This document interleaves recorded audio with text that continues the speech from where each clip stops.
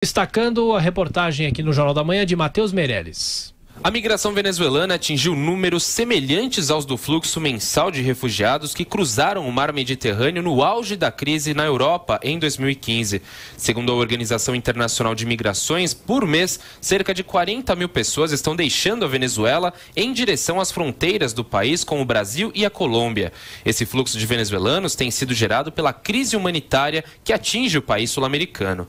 De acordo com um relatório divulgado pela Comissão Interamericana de Direitos Humanos, da Organização dos Estados Americanos, em 2016, 81% das famílias da Venezuela estavam em condições de pobreza.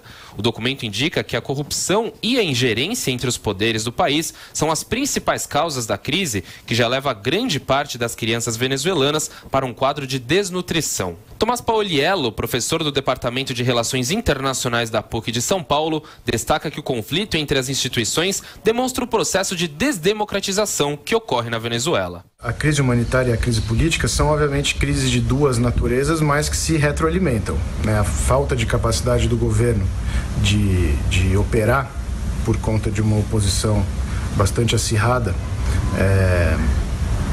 e também essa oposição que foi se acirrando exatamente por conta de uma crise econômica que tem se tornado cada vez mais uma crise humana, são processos contíguos, quer dizer, uma coisa influencia a outra. Agora, eu não creio que uma solução política possa rapidamente resolver a crise humanitária. Tomás Paoliello alertou para a falta de informações seguras sobre a real situação da Venezuela e a atuação ostensiva do governo de Nicolás Maduro e da oposição contra a imprensa.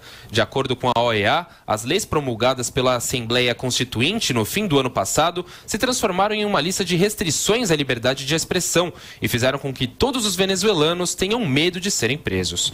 Para a pesquisadora Carolina Pedroso, do Instituto de Estudos Econômicos Internacionais da Unesp, a população venezuelana não deve contar com mudanças no curto prazo. A gravidade da crise ela é tão profunda que é muito difícil a gente acreditar que mesmo uma mudança de governo possa trazer imediatamente benefícios para a população.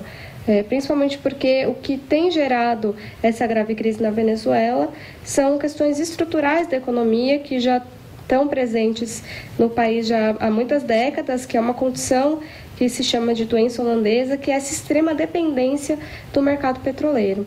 A pesquisadora Carolina Pedroso pontuou também que, apesar de estar no controle das instituições, Nicolás Maduro terá dificuldades nas eleições presidenciais de abril.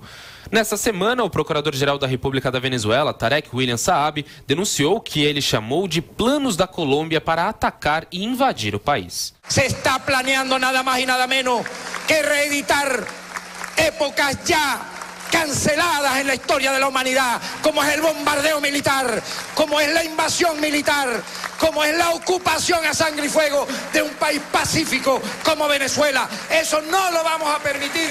No Brasil, o governo de Michel Temer vai reforçar o controle do exército na fronteira com a Venezuela. Um censo está sendo preparado para estimar quantos refugiados entraram no país por Roraima. Professor Vila, é o drama da Venezuela.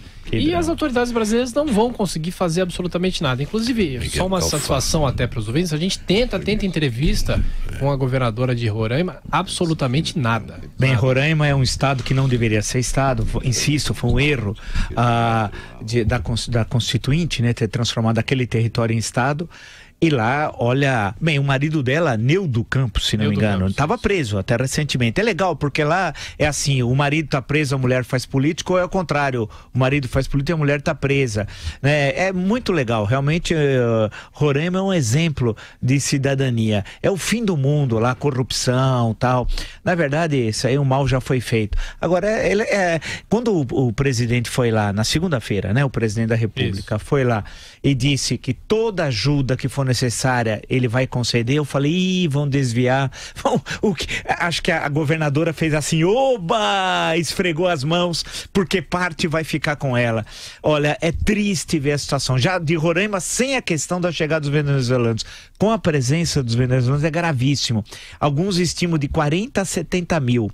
Agora, a situação da Colômbia, vocês não imaginam. A Colômbia estima que recebeu quase 600 mil venezuelanos. A situação é muito grave. E a crise se aprofunda. Fome, problemas, a inflação, desvalorização econômica, crime organizado. A Venezuela vive uma situação complicada. Mas, por outro lado, o que os outros países vão fazer? Invadir? Não vão.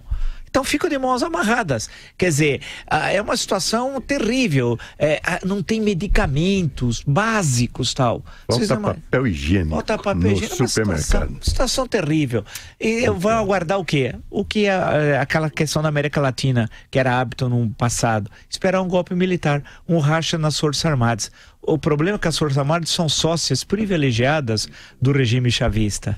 E aí, até quando essa tragédia vai continuar, né?